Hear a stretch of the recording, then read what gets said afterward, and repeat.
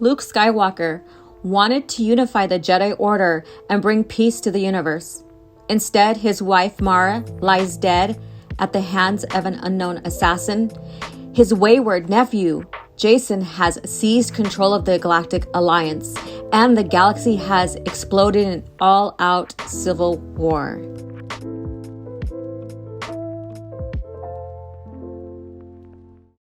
Hello everyone, this is Alora Baga, OG Star Wars channel host, and today we're going over a tour of the Inferno. Troy Denning unleashes hell on the galaxy. This is about my most favorite Star Wars novel of Legacy of the Force series, Inferno. And this little interview gives more insight into the creation of the novel and a bit of the Legacy of the Force series. I took myself back to my own teenage years, then asked myself how it would have been different if I'd had superpowers and a license to kill. Troy Denning on writing Ben Skywalker. Through the first 5 books, the Legacy of the Force series has chronicled the slow spiral of Jacen Solo into darkness. Firmly believing he is in fact sacrificing all he holds dear for the good of the galaxy, Jacen has so far betrayed the Jedi Order, the Galactic Alliance, and his family in increasingly shocking ways, culminating in sacrifice with the murder of one he holds dear and his assumption of a new identity as the Sith Lord Darth Caedus. In Troy Denning's Inferno, both the galaxy and the tension in Jacen's life explode into open warfare. At the beginning of Inferno, fleets from the Corellia, Balthuwi, Hutt Space, and Commodore are moving on the core worlds, hoping for a decisive battle with the forces of Coruscant. Jacen, for his part, is trying to convince Tenel Ka, the Queen Mother of Hapens and the mother of Jacen's daughter Alana, to put the Hapen fleet at his disposal. Tenel Ka agrees, but only if Jacen makes his peace with Luke Skywalker. But will the Jedi Master sense how far Jacen has fallen? The tension reaches steadily higher until a fateful confrontation over the Wookiee homeworld of Kashyyyk, where Jacen's betrayal will finally push all other considerations aside. A pivotal character in the confrontation is Ben Skywalker, the teenage son of Luke and Mara Jade, who's been slowly drawn into Jacen's web. At Kashyyyk, Ben must make a momentous decision after years of struggling with more than any other teenager should have endured. Besides the sometimes dark legacy of the Skywalkers and the Force, Ben has become an assassin and now suspects that his mentor is a traitor and a murderer. This'll have to be quick, Ben. We're about to counterattack. It will be. There was a sharpness in Ben's voice, and his brow was knitted in anger. I only have one question. Very well. Caedus changed to a slightly bewildered tone.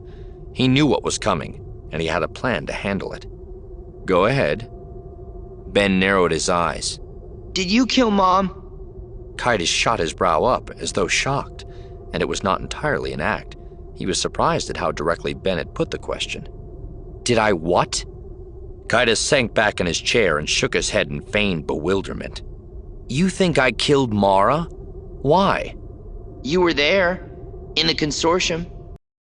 So how did Denning approach the character? Very carefully, he says.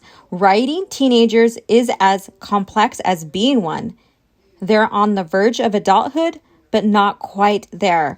They are eager and nervous at the same time and often a little confused.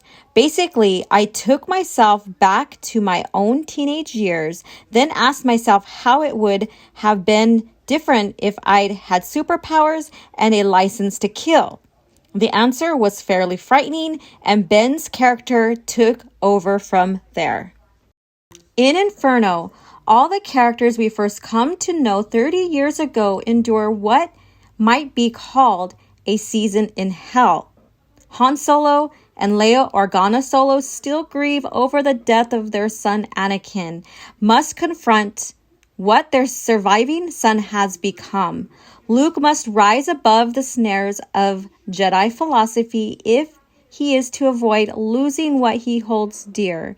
Even C-3PO has a brush with morality, one nicely handled by Denning. So, who's Denning's favorite character to write? It sounds like a dodge, but the character I'm writing at the moment is usually my favorite, he says. I have to get inside my character's head and emphasize with them to write them well, and that means seeing things from their side. I do, however, profess a soft spot for Han and Leia. I've always loved their sharp wit and the balance between Leia's idealism and Han's cynicism. Another favorite, Denning says, is the Barabel Jedi, Saba 17, in part because I created her as an expression of the instinctive side of the Jedi. She never gets confused by the shades of gray that lie between the dark and the light. To her, a thing is either right or wrong, and if it's wrong, you smack it. While Saba's confrontation with Jacen is one of the best episodes in the book, some of the raw scenes involve Han and Leia's final break with Jacen. Leia peered into the smoke, searching for her brother, and said to Han, "And if we had dropped him out a window, the galaxy would belong to the Yuuzhan Vong right now. Whatever Jacen has become, he was a hero once. Jacen Solo saved the galaxy." Yeah? Well, there is no Jacen Solo now. Han started across the hangar floor toward a quiet corner where Luke and the council members were barely visible through the smoke, gathered in a tight group plotting strategy. Jacen Solo is dead. My son wouldn't do this. "Where have I heard that before?" Leia started after him, shaking her head at his customary hyperbole.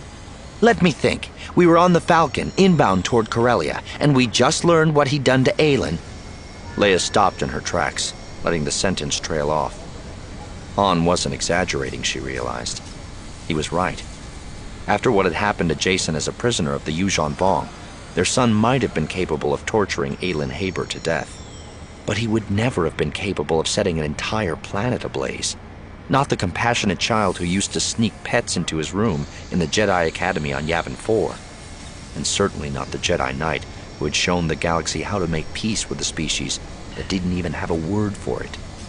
That Jacen was dead. Jacen Solo is dead. It only took about 7 steps for Han to realize Leia wasn't following. Ah, Stang, he said, marching back. Don't be mad. I didn't mean it like that. Leia tried to answer, but all that came out was a garbled croak. Han frowned. What's wrong? Has something happened to Jaina? "No," Leia managed. She wanted to wail, to tear at her hair and sink into catalepsy, but she could not. Her grief seemed trapped inside, a fuming reservoir of rage and pain that would keep burning her up until it finally exploded. She's fine. It's Jacen." Jacen? Han's scowl returned. Then he glanced heavenward as if to suggest that he knew his greatest disappointment was still up there. I don't get it. Are you saying Loie got him? Leia shook her head. "No, Han. I'm saying you're right. There's nothing left to get." Those scenes weren't easy to write, Denning says. How do you make a decision this anguishing feel right for any parent, much less for Han and Leia Solo? The intellectual side of me appreciated the challenge, but emotionally, I did find it painful to put myself in their boots. If some of that came across in the story, I did my job. Despite Han and Leia's struggles, the tragic figure at the center of Inferno is Luke, now decades removed from the moody teenager we saw gazing at Tatooine's twin sons. Most of us never escape our past, and Luke is no exception, Denning says. The whiny innocence has been burned out of him by all the tragedy and evil that he suffered during his rise to Jedi Grandmaster. But at his core, he's still the optimistic farm boy we met in A New Hope.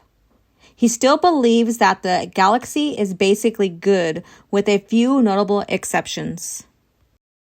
For a dark story, Inferno has some startling flashes of humor, such as SDXX, Jacen's security droid, who's given to acid commentary after hearing the Sith Lord talk in his sleep. There were no Jedi inside the day cabin with him, nor could he sense any coming through the corridor, creeping through the ventilation ducts overhead, or crawling through the mechanical tunnels beneath the deck. But that didn't mean they weren't coming for him. If Kaitis could hide his presence in the Force, so could the Masters, as Mara had demonstrated when she nearly killed him on Kavin.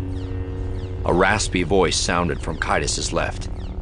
Has some furniture offended you? Quiet! Kaitis glanced toward the voice and saw SDXX, his Tondrando-armed security droid, stepping out of the hidden security station where he kept himself stowed. They're here. Who? The droid's photoreceptors darkened as he switched scanning protocols. I detect no living beings within 30 meters. No? Kaitis frowned. Not to mention Leia's no-holds-barred battles with an Ewok. You have to break the tension sometimes and let the reader take a deep breath so the next shock has more impact. Denning says, calling that horror writing 101, but it can be hard to find the right balance, and I don't think you can do it consciously. The mind knows what it needs, and you have to trust it. So I just let the humor happen in my stories. I never force it. I never deny it. The 9-book series has been structured to give each author 2 paperbacks and a hardcover. Aaron Alston got the first hardcover, beginning the story with betrayal. Then Karen Travis worked up to the pivotal event of the series in Sacrifice. Denning will get his hardcover when his turn comes around again, and that'll be for the 9th and final book in the series. I'm the lucky guy who gets to put the final spin on things, he says. That's a lot of fun. It's also a huge responsibility. Endings are the trickiest part of a story to write, and Invincible is basically all ending. It's a big responsibility, but one Denning is looking forward to. I'm going to enjoy having the last word. Who wouldn't? My final thoughts. Of course, I've always enjoyed the Inferno novel, my absolute favorite out of the Legacy of the Force series. And Troy Denning does handle our beloved characters so well. And I love how he gets into the feeling of the character, the empathy of the character, and how he can relate as the character, which shows, I believe, through the novel. And reviewing this article further, it made it clear to why I not only enjoy Inferno, but the Legacy of the Force series, given that and knowing the history of the development of the series, how the authors work together. This is a daring storyline that explores a family's response to tragedy within their family as well as throughout the galaxy. And it goes back to the darkest fears, basically, of Leia, of having a child become a Darth Vader. So what say you? What are your thoughts? Have you read Inferno? Have you read the Legacy of the Force series? Let me know in the comments below. Let me know what you like about it, what you dislike about it, and let's create a conversation. Have a good day, everybody, and may the Force be with you.